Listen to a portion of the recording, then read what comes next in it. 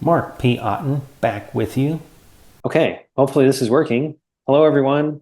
Uh, your professor here, Mark P. Otten. I'm here with Fatima, who was TA for the class this past semester. We are filming this in the summer of 2024 in July, and this is your how to download SPSS video. So Fatima is going to show you this because I cannot quite show you because I am not a student, and um, so I don't see the same things that you see if you're trying to go on there as a CSUN student, whereas Fatima is in graduate school here, so she will see what you see. So she's about to start this by Googling something, CSUN SPSS Yep. download, something like that.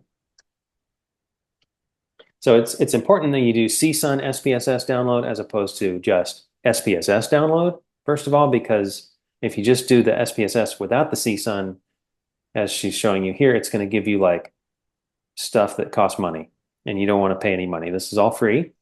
So if you include the CSUN, it's going to link you to the automatic downloads page through CSUN, which is your first link there. And so can you just go back and do that again really quick? Just the first link. Student software, hardware purchasing options. Okay. Yeah, that's what it's called. Go there and then go to scroll down the page and it's going to be SPSS and it says CSUN software download page.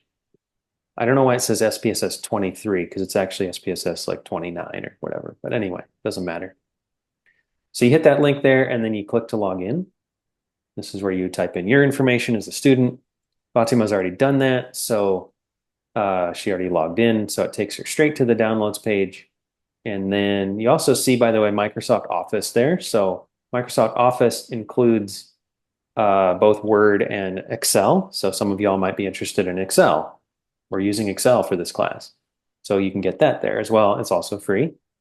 PowerPoint too, just in case. Mhm.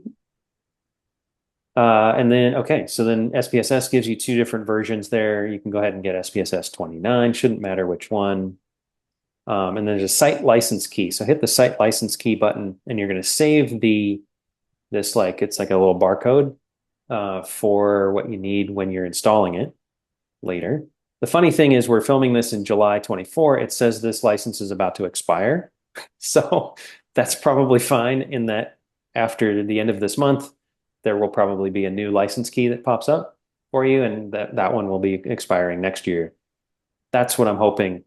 If that's not the case, then I'll send an angry email to CSUN and make sure that they switch that up. But I don't think that's going to be necessary. And I'm not really an angry person. So anyway, let's go back to, so you save that license key, copy paste it somewhere in your files because you're going to need it. And then you hit the download button next to SPSS. Fatima has already hit the download button so that we didn't have to wait because it was going to take like 5 minutes to do that. So it might take 5 minutes for you to download it. But once you do, it should pop up the installation process, which we will show you next. Okay. So after that, you will get the screen for download. This is only if you have a Mac. And so then you can press continue. You're going to read, make sure you read the important information, Or you don't have to. It's fine. or you don't have to. It's You not can that always important. skip, go down, continue. We're going to go ahead and agree. And then it's just telling you how much space it's going to take from your computer. So we want to go ahead and press install. And then it may ask for your password, and that is your Apple ID. So yeah, so then this might look different if you're on a PC, um, or if you're on a Chromebook, I guess. If you're on a Chromebook, let me know though, because there might be a fully alternative version of this um, installation. It might not look like this, but there are options for you. So there are a couple of icons here that uh, pop up, and there's like a default location where it's saved on Fatima's computer as well. So if like you get to this stage, you're like, where am I? What folder is this? You can move things around as you wish. Hopefully it's not too confusing at this step, but it does save it to an automatic location on your computer. On a Mac, I think it's in the applications folder, something like that. Mm. So yeah, so then the SPSS statistics icon there with the Sigma little icon, you can click on that or double click.